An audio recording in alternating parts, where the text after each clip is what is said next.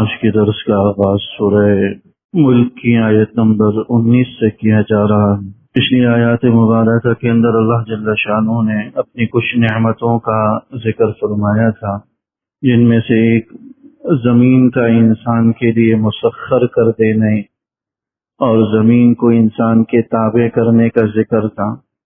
وَالَّذِي جَعَلَ لَكُمُ الْأَرْضَ ذَلُولًا، اللہ ہی وہ ذات ہے جس نے زمین کو تمہارے لیے مسخر کر دیا۔ فَامْشُوا فِي مَنَاكِبِهَا وَكُلُوا مِن رِّزْقِهِ، لہذا تم آسانی کے ساتھ زمین پر چلتے بھی ہو، زمین سے تم ہر قسم کا رزق، غلہ، اناج وغیرہ بھی استعمال کرتے ہو۔ یہ اللہ جل شانہ کی ایک نعمت کے طور پر پچھلی آیات میں ذکر تھا۔ اللہ جل شانہ نے اپنی قدرت کی کچھ نشانیوں کا ان آیات میں جو ابھی تلاوت کی بیان فرمائے، ان میں سر فہرست فضاؤں میں اڑنے والے پرندوں کو بیان فرمائے۔ اولم یروا الی الطیر فوقہم صافات ویقبض، کیا یہ لوگ اپنے اوپر اڑتے ہوئے پرندوں کو نہیں دیکھتے؟ صافات ویقبض، کبھی وہ اپنے پروں کو پھیلا دیتے ہیں، ویقبضن، اور کبھی اپنے پروں کو سکیڑ لیتے ہیں۔ ما یمسکہن الا الرحمن، فضاؤں میں اڑتے ہوئے ان پرندوں کو روکنے والی ذات سوائے رحمان کی کوئی اور نہیں ہو سکتی۔ انہ بکل شیء بصیر، بے شک اللہ ہر چیز کو دیکھ رہا ہے۔ امن ھذا الذی ھو جند لکم ینصرکم من دون الرحمن ان الکافرون الا فی غرور۔ امن ھذا الذی ھو جند لکم ینصرکم من دون الرحمن، کیا یہ وہ لشکر ہے جو تمہیں خدائے رحمان سے بچا سکے؟ ان الکافرون الا فی غرور، بے شک کافر لوگ بڑے دھوکے میں پڑے ہوئے۔ امن ھذا الذی یرزقکم ان امسک رزقا، کیا کوئی ہے جو تمہیں رزق دے سکے؟ ان امسک رزقا، اگر اللہ تمہارے رزق کو روک لے۔ بل لجوا فی عتب ونفور، حقیقت یہ ہے کہ یہ لوگ سرکشی اور نافرمانی میں حد سے تجاوز کر گئے۔ افمن یمشی مکبا علی وجہہ اہدی امن یمشی سویا علی صراط مستقیم، کیا وہ شخص جو اوندھے منہ چل رہا ہو وہ زیادہ راہ راست پر ہے، سیدھے راستے پر ہے، یا وہ شخص جو صراط مستقیم پر سیدھا چل رہا ہو؟ قل هو الذی انشأکم، آپ کہہ دیجئے کہ اللہ ہی وہ ذات ہے جس نے تمہیں پیدا کیا۔ وجعل لکم السمع والابصار والافئدہ، اور اللہ ہی نے تمہارے لیے کان بنائے، آنکھیں بنائی، والافئدہ، اور اللہ نے ہی تمہارے دل بنائے۔ قلیلا ما تشکرون، بہت کم تم اللہ کا شکر ادا کرتے ہو۔ قل هو الذی ذرأکم فی الارض وإلیہ تحشرون، آپ کہہ دیجئے کہ اللہ ہی وہ ذات ہے جس نے تمہیں زمین میں پھیلایا، وإلیہ تحشرون، اور اللہ ہی کی طرف تم سب کو جمع کیا جائے گا۔ وَيَقُولُونَ مَتَى هَذَا الْوَعْدُ إِن كُنتُمْ صَادِقِينَ، یہ کافر لوگ یہ کہتے ہیں کہ وعدے کا دن کب آئے گا؟ اگر آپ لوگ سچے ہیں تو وعدے کا دن کب آئے گا؟ ان وعدے کے دن سے قیامت کا دن یہ لوگ مراد لیتے ہیں۔ قل انما العلم عند اللہ، آپ کہہ دیجئے کہ اس کا علم تو اللہ کے پاس ہے۔ وانما انا نذیر مبین، میں تو تمہارے پاس ایک کھلا ڈرانے والا ہوں۔ فلما رأوه زلفة سیئت وجوہ الذین کفروا وقیل هذا الذی کنتم به تدعون، جب یہ لوگ اس دن کو دیکھیں گے تو ان کے چہرے برے ہو جائیں گے، ان کے چہرے سیاہ پڑ جائیں گے، ان لوگوں کے چہرے جنہوں نے کفر کا ارتکاب کیا۔ وقیل هذا الذی کنتم به تدعون، اور ان سے کہا جائے گا کہ یہی وہ دن ہے، یہی وہ دن ہے، یہی وہ دن ہے جس کا تم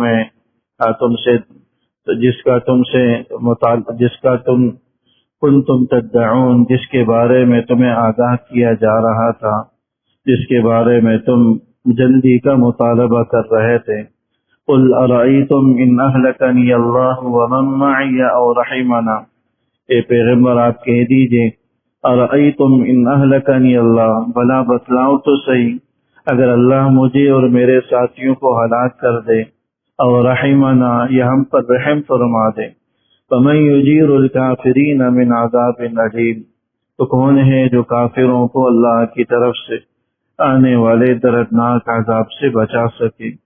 قل هو الرحمن وآمنا به، آپ کہہ دیجئے کہ اللہ ہی وہ ذات ہے، وہی رحمان ہے جس پر ہم ایمان لائے، وعلیہ توکلنا، اور اسی پر ہم نے توکل کیا، بھروسہ کیا، فستعلمون من هو فی ضلال مبین، ان قریب تم جان لوگے کہ کون کھلی گمراہی میں مبتلا ہے۔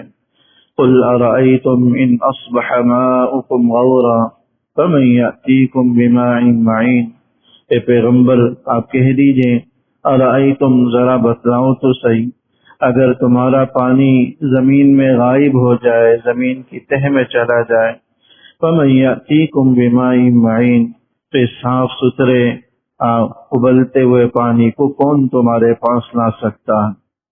یہ ان آیات مبارکہ کا ترجمہ تھا۔ اللہ جل شانہ نے پہلی آیت کے اندر جو اپنی قدرت کی نشانی کے طور پر ذکر کیا وہ پرندوں کا ذکر۔ حقیقت تو یہ ہے کہ اس زمین کے اوپر جو فضا ہے، سمندروں کی گہرائیاں ہیں، تو سب کے سب اللہ جل شانہ کی عجائب قدرت سے بھری ہوئی۔ یہ تو ہم ہیں کہ ان چیزوں میں ہم غور و فکر نہیں کرتے۔ زمین پر چلنے کی اللہ جل شانہ نے کئی آیات پر زمین پر چلنے کی دعوت دی۔ اولم یسیروا فی الارض، کیا یہ لوگ زمین پر چلتے پھرتے نہیں ہیں، اللہ کی قدرت کی نشانیوں کو دیکھ سکیں؟ تو جگہ جگہ اللہ جل شانہ نے اپنی قدرت کی نشانیوں میں غور و فکر کی، ایمان والوں کو دعوت دی۔ تو اگر زمین پر چلے پھرے انسان تو ان گنت قسم کی اللہ کی قدرت کی نشانیاں دیکھتا ہے۔ خوبصورت آبشاریں ہیں، اونچے اونچے پہاڑ ہیں، خوبصورت جنگل ہیں، درخت ہیں، پھولوں کی ہزاروں اقسام ہیں، پھلوں کی ہزاروں اقسام ہیں، خوبصورت جگہیں، خوبصورت نظارے اس زمین پہ جگہ جگہ آپ کو بکھری ہوئی نظر آتی۔ اور اگر کوئی آدمی فضاؤں میں دیکھنا چاہے تو فضا بھی اللہ کی قدرت کی نشانیوں سے بھری ہوئی۔ ایسے ایسے خوبصورت اور حسین مناظر آپ کو فضاؤں میں نظر آئیں گے کہ عقل انسانی دنگ رہ جاتی ہے کہ کسی انسان کے بس کی بات نہیں۔ سمندر کی گہرائیوں میں آپ چلے جائیں، اس کا جہاں تو کچھ کہنا ہی، اس کی بات ہی الگ ہے۔ وہ اس زمین کے اوپر خوبصورتی سے کئی گنا زیادہ اللہ نے خوبصورتی سمندر کی گہرائیوں کے اندر رکھ۔ حضرت شیخ الاسلام مفتی تقی عثمانی صاحب اپنے ایک سفر نامے کے اندر سمندر کی سیر کا ایک واقعے کے اندر لکھتے ہیں کہ سمندر کی سیر ہوئی، آبدوز کے ذریعے سمندر کی گہرائیوں میں ہم گئے، باہر کا نظارہ ہمیں نظر آ رہا تھا تو کہنے لگے کہ اللہ کی قدرت پر کامل یقین ہو گیا، جتنی خوبصورتی زمین کے اوپر ہے اس سے کہیں زیادہ خوبصورتی ہمیں سمندر کی تہ کے اندر نظر آئی۔ تو حقیقت یہ ہے کہ اوپر فضاؤں کو آپ دیکھ لیں، سمندر کی گہرائیوں میں آپ دیکھ لیں، اونچے اونچے پہاڑوں کو، زمین کی سطح کو آپ دیکھ لیں، ہر جگہ اللہ کی قدرت کی نشانیاں نظر آئیں گی جو علی الاعلان یہ ہمیں بتلا رہی ہوں گی۔ اس نظام کو سنبھالنے والا یقیناً کوئی ہے، یہ یوں ہی وجود میں نہیں آئی، یہ یوں ہی وجود میں نہیں آئی، یہ نظام یوں ہی نہیں چل رہا، یقیناً کوئی اس کو سنبھالنے والا، کوئی اس کو چلانے والا، کوئی نہ کوئی اس کا خالق اور مالک۔ تو اللہ جل شانہ نے فضاؤں میں انگنت اللہ کی قدرت کی نشانیوں میں سے ایک بڑی نشانی، اس کا ہم روز مرہ مشاہدہ کرتے ہیں، پرندوں کو بیان فرمایا۔ اولم یروا الی الطیر، کیا یہ لوگ پرندوں کی طرف نہیں دیکھتے اپنے اوپر اڑتے ہوئے؟ صافات و یقبس، کبھی وہ پر پھیلا لیتے ہیں، وہ یقبس کبھی پروں کو سکیڑتے ہیں، لیکن فضاؤں میں تیر رہے۔ اگر انسان ایک چھوٹا سا کنکر بھی اگر اوپر کی طرف ڈالے جو معمولی سے چند گرام کا ہو تو کنکر بھی تیزی کے ساتھ واپس نیچے کی طرف آئے۔ یہ کئی کئی کلو وزنی پرندے، بڑے بڑے پرندے فضاؤں میں تیر رہے ہوتے، یہ اللہ کی قدرت کی نشانی نہیں ہے تو اور کیا ہے؟ ان کو کس نے سکھایا فضاؤں میں اڑنا؟ ان کی پروں کی ساخت کس نے بنائی کہ وہ فضاؤں میں اڑنے کے قابل ہو؟ چند گرام کا پرندہ ہوگا، چند گرام کا پرندہ ہوگا لیکن وہ فضاؤں میں انتہائی تیز رفتاری کے ساتھ اڑ رہا ہو۔ ایک کتاب پڑھی کہ دنیا عقل کی نگاہ کے اندر، جس کے اندر کچھ سائنسی چیزیں بیان کی گئی، ہارون یحییٰ اس کا مترجم، وہ کہتے ہیں کہ پرندہ ہے شکر خورا جس کو کہا جاتا ہے چند گرام کا، 3-4 گرام کا ہوگا، لیکن وہ 36 گھنٹے مسلسل فضا میں تیز رفتاری کے ساتھ توڑ سکتا ہے۔ 80 میل فی گھنٹے کی رفتار سے فضاؤں میں تیرتا ہے، اڑتا رہتا ہے، اور 36 گھنٹے مسلسل بغیر رکے، بغیر قیام کیے، بغیر ٹھہرے وہ سفر جاری رکھ سکتا۔ کہ اللہ جل شانہ کی قدرت نہیں تو اور کیا ہے۔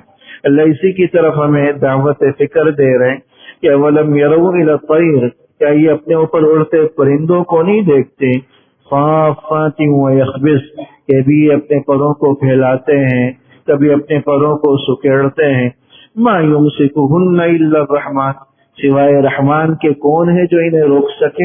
اللہ کی ذات ہے جو فضاؤں میں بغیر کسی سہارے کے، بغیر کسی رسی سے باندھے فضا میں یہ اڑ رہے ہیں، فضا میں یہ تیر رہے ہیں۔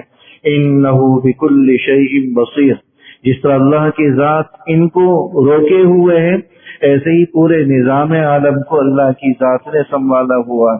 ایک ایک اس کائنات میں پائی جانے والی ایک ایک حرکت اللہ سے چھپی ہوئی یا پوشیدہ نہیں ہے۔ انہ بکل شیء بصیر، ادھر حقیقت کافروں کے لیے بھی جواب ہے جو یہ کہتے ہیں کہ یہ دنیا کا سارا نظام خود بخود چل رہا ہے، کوئی چلانے والا نہیں۔ آج کل کے ملحدین، ایتھسٹ قسم کے لوگ جو اللہ کے وجود پر یقین نہیں رکھتے، وہ کہتے ہیں کہ بس یہ دنیا خود بخود وجود میں آئی اور خود بخود جو ہے نا یہ فنا کی طرف جاری و ساری ہے۔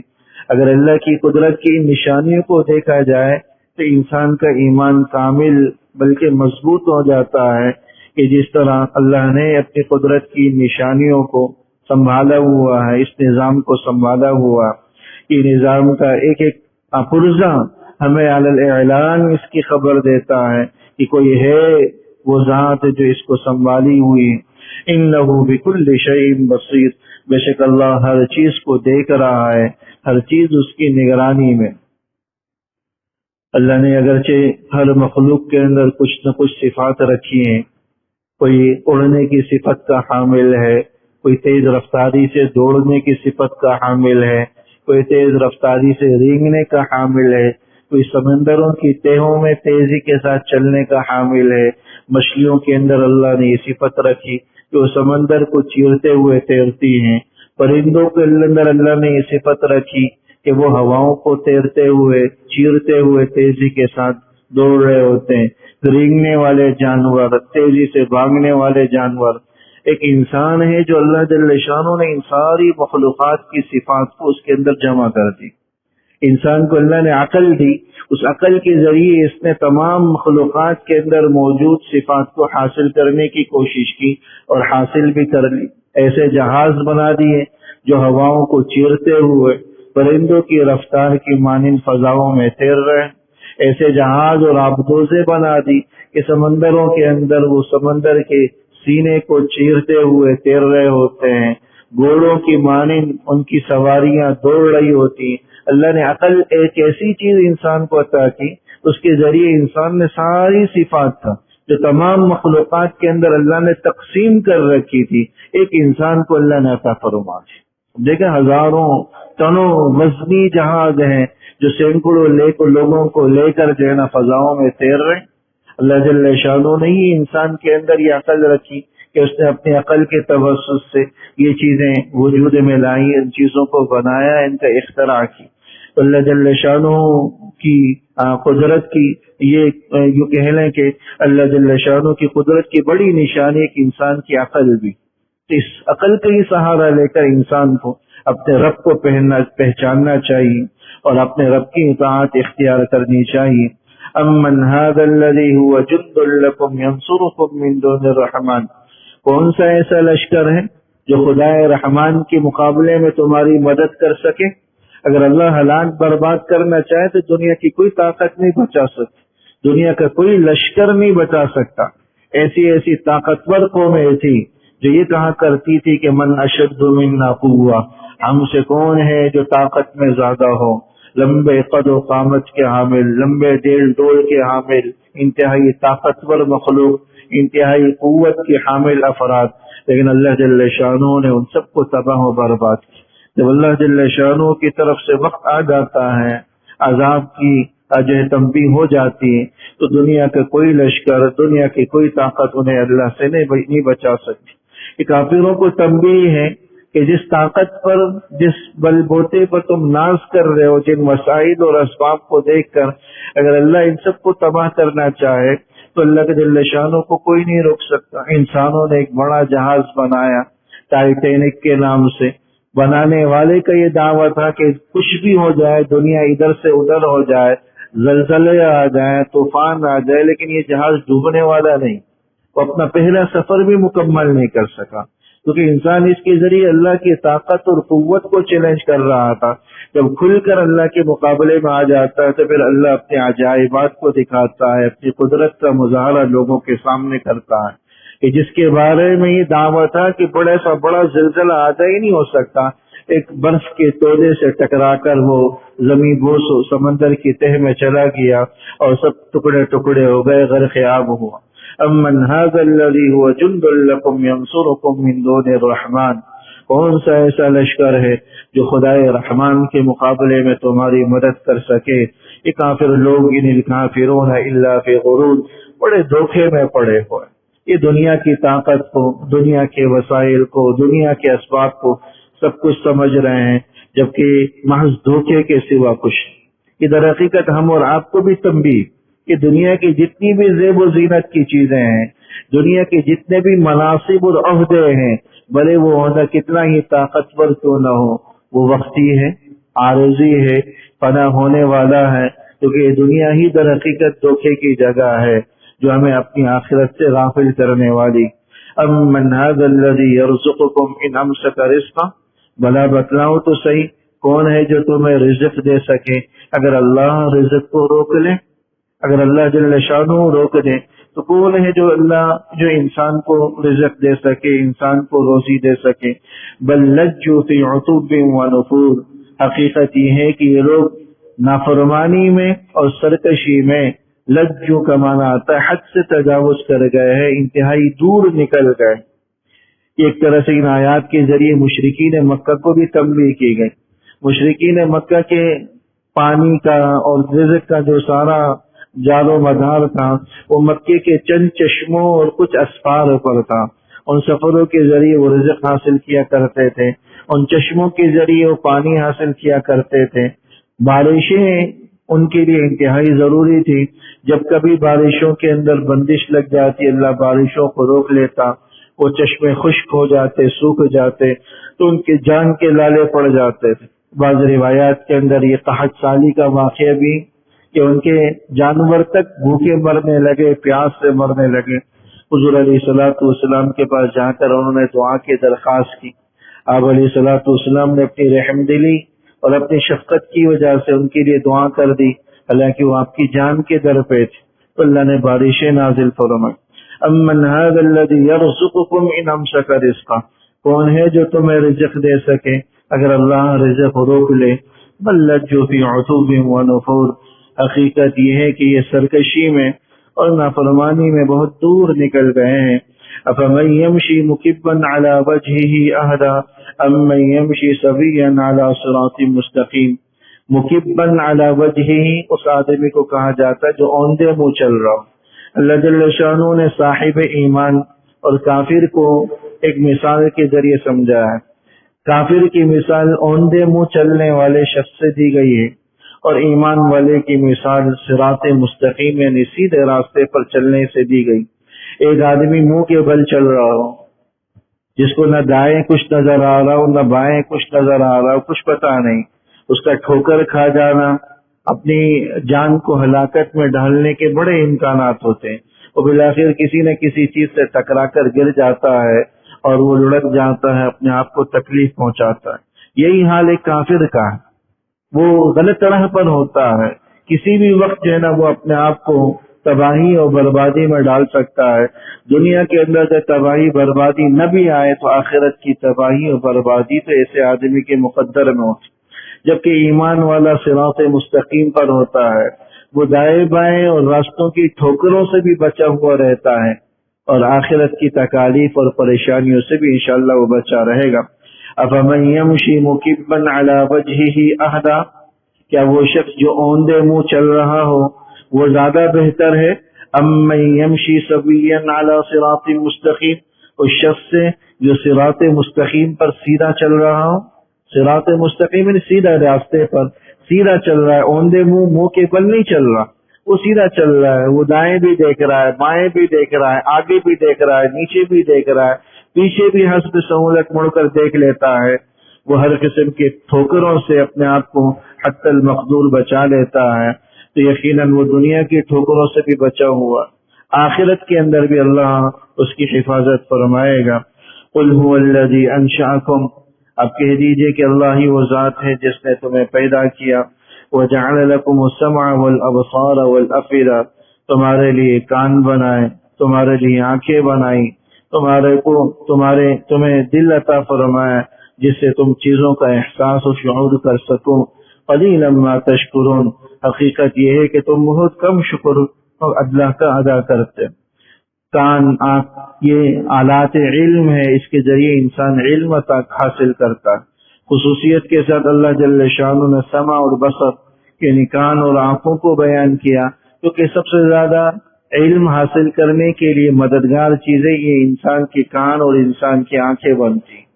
بہت سا علم انسان سن کر حاصل کر رہا ہے، میری باتیں سن رہے ہیں، قرآن کریم کا ترجمہ سن رہے ہیں، بہت سی آیات کا ترجمہ مطلب و مفہوم آپ کے علم میں آ رہا ہے، بہت ساری چیزوں کا علم انسان دیکھ کر حاصل کرتا ہے، خود مطالعہ کر لیتا ہے، پڑھ لیتا ہے، اللہ کی قدرت کی نشانیوں کو دیکھ لیتا ہے، اس کے ذریعے بھی انسان علم حاصل کرتا ہے۔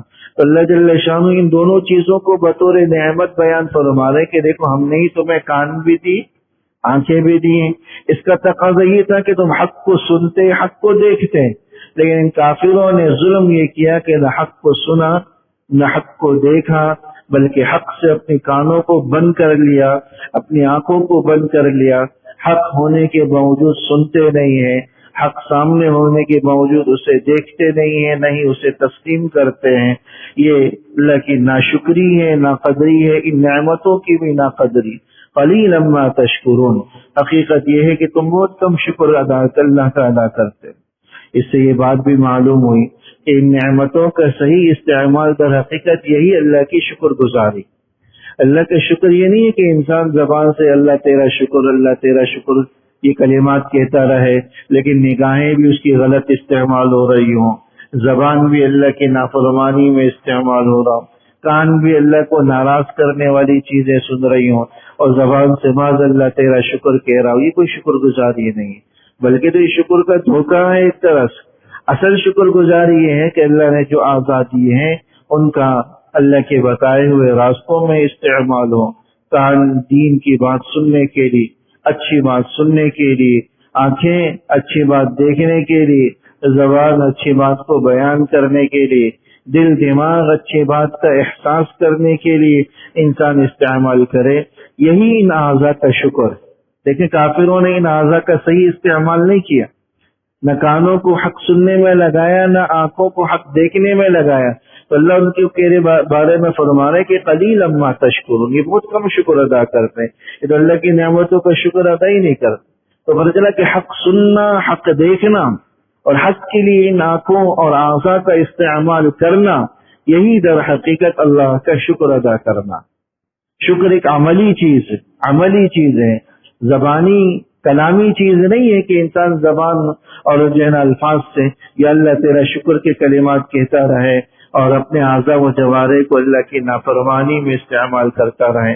حضرت داؤد علیہ السلام کو اللہ نے حکم دیا تھا، اعملوا آل داؤد شکرا، اے آل داؤد شکر گزاری کا عمل تم اپنے رب کے سامنے کرو۔ شکر گزاری کا عمل یہی ہے کہ انسان کی اللہ عطا کردہ نعمتوں، اللہ کی عطا کردہ نعمتوں کو انسان اللہ کی مرضیات میں استعمال فرمائے۔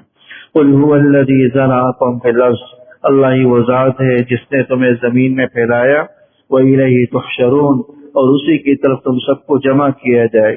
یہ ان لوگوں پر رد ہے جو کہتے ہیں کہ بس مرنے کے بعد اب کوئی زندگی نہیں، کوئی اٹھایا نہیں جائے گا۔ بھائی جس ذات نے دنیا کے اندر تمہیں پیدا کیا، دنیا کے کونے کونے تک تمہیں پہنچا دیا، پھیلا دیا، مختلف رنگ و نسل کے بنائے، مختلف شکل و صورت کے بنایا، اربوں انسان ہیں، ایک دوسرے کی شکلیں مختلف، ایک دوسرے کے نقوش مختلف، قد کانٹھ مختلف، بولی مختلف، چلنے کا انداز مختلف، انگلیوں کے پورے مختلف۔ اللہ ہی اس بات پر بھی قادر ہے کہ کل قیامت میں تمہیں دوبارہ سے جمع کرے۔ وَيَقُولُونَ مَتَى هَذَا الْوَعْدُ إِن كُنتُمْ صَادِقِينَ، کافر غیر مسلم استہزائی انداز مذاق اڑاتے ہوئے، طنز کرتے ہوئے کہا کرتے تھے کہ اگر تم سچے ہو، قیامت کے دن سے تم ہمیں ڈراتے رہتے ہو، تو وہ دن کب آئے گا؟ کیوں نہیں جاتا؟ مطلب یہ نہیں تھا کہ اگر قیامت کے دن کا ہمیں پتہ چل جائے تو ہم ایمان لے آئیں گے، اس پر یقین کر لیں گے، یہ مقصد ہی نہیں تھا۔ مقصد صرف اس کا مذاق اڑانا، طنز کرنا اور اس کا استہزاء مقصود تھا۔ تو اللہ جل شانہ کی طرف سے اس کا جواب آیا، انما العلم عند اللہ، ان چیزوں کا علم تو اللہ نے اپنے پاس رکھا ہے۔ وانما انا نذیر مبین، اور اللہ کے رسول صلی اللہ علیہ وسلم فرما رہے ہیں میں تو بس تمہیں آخرت سے ڈرانے والا ہوں۔ فلما رأوه زلفة سیئت وجوہ الذین کفروا، جب یہ لوگ قریب اس دن کو اپنے قریب دیکھ لیں گے، سیئت وجوہ الذین کفروا، تو ان کے چہرے جن لوگوں نے کفر کا ارتکاب کیا سیاہ پڑ جائیں گے۔ وقیل ھذا الذی کنتم بہ تدعون، اور ان سے کہا جائے گا کہ یہی وہ چیز ہے جس کے بارے میں تم جلدی تقاضا کر رہے تھے، جلدی کا مطالبہ کر رہے تھے، یعنی جس آخرت کے دن کے بارے میں تمہارا یہ کہنا تھا کہ وہ کیوں نہیں جاتی، تو وہ دن جب اللہ آنکھوں کے سامنے دکھلائے گا تو اس وقت یہ کہا جائے گا کہ یہی وہ دن ہے جس کا تم انکار کرتے تھے اور جس کا تم جلدی مطالبہ کرتے تھے۔ قل ارأیتم ان اہلکنی اللہ ومن معی او رحمنا، اے پیغمبر آپ کہہ دیجئے اگر اللہ مجھے اور میرے ساتھ جو لوگ ہیں ان کو اگر اللہ ہلاک کر دے یا معاف کر دے تو میرا اور یہ میرے رب کا معاملہ ہے۔ یعنی مطلب یہ ہے کہ تمہیں میرے بارے میں جستجو اور فکر کی ضرورت نہیں، میرا اور میرے ساتھیوں کا معاملہ اللہ کے حوالے ہے۔ اللہ چاہے اپنے فضل سے معاف فرما دے، اور اگر اللہ گرفت کرنا چاہے تو بھی اللہ کا عدل ہے۔ تمہیں اپنی فکر کرنی چاہیے کہ فَمَن يُجِيرُ الْكَافِرِينَ مِنْ عَذَابٍ أَلِيمٍ، دردناک عذاب سے کافروں کو کون پناہ دے سکتا ہے؟ اللہ کے سوا، اللہ کی پناہ کے علاوہ اس دن کوئی پناہ نہیں۔ مطلب یہ ہے کہ ہر آدمی کو اپنے اعمال کی فکر کرنی چاہیے، انسان اپنے اعمال کی فکر کرے کہ میں کس طرح اپنے اللہ کے عذاب سے، اللہ کی پکڑ سے خود کو بچا سکتا ہوں۔ قل هو الرحمن آمنا بہ، اے پیغمبر آپ کہہ دیجئے وہ رحمان ہی ہے جس پر ہم ایمان لائے، وہ علیہ توکلنا، اور اسی پر ہم بھروسہ رکھتے ہیں کہ انشاءاللہ اللہ جل شانہ اس ایمان کی توفیق آخرت کے عذاب سے اپنے فضل سے ہمیں بچائے۔ اگرچہ ایمان والوں کا عقیدہ یہ ہے کہ اگر اللہ معاف کرنا چاہے تو اللہ کا فضل، اور اللہ پکڑنا چاہے، گرفت کرنا چاہے تو وہ بھی اللہ کا عدل ہے۔ ہم اللہ کے بندے ہیں، اللہ کے مخلوق ہیں، اللہ اپنے مخلوق کے حوالے سے جیسے چاہے فیصلہ فرمائے، اللہ جل شانہ کی وہ عدل و انصاف پر ہی مبنی ہوگا۔ ہر معاملہ اللہ کا اپنے بندوں کے ساتھ وہ عدل ہی پر مبنی، تو ہم اللہ کی ذات سے انسان کو نہ مایوس ہونا چاہیے، ایمان والے کو مایوس بھی نہیں ہونا چاہیے، اور اللہ کی ذات پر امید رکھنی چاہیے، کیونکہ ہمارا بھروسہ، ہمارا سہارا اللہ کے سوا کچھ بھی نہیں۔ فَسَتَعْلَمُونَ مَنْ هُوَ فِي ضَلَالٍ مُبِينٍ، ان قریب تم جان لوگے کہ کون کھلی گمراہی میں مبتلا ہے۔ قُلْ أَرَأَيْتُمْ إِنْ أَصْبَحَ مَاؤُكُمْ غَوْرًا، آپ کہہ دیجئے پیغمبر تمہارا کیا خیال ہے اگر یہ پانی زمین کی تہ میں چلا جائے؟ غورا کا معنی تھا بالکل زمین کی تہ میں چلا جانا، کہ جو نہ نکالنے سے نکلا جا سکے، یعنی جو انسان حاصل نہ کر سکے، بالکل گہرائی میں چلا جائے، غائب ہو جائے۔ فَمَن يَأْتِيكُم بِمَاءٍ مَّعِينٍ، تو یہ صاف ستھرا پانی کون ہے جو تمہارے پاس لا سکے؟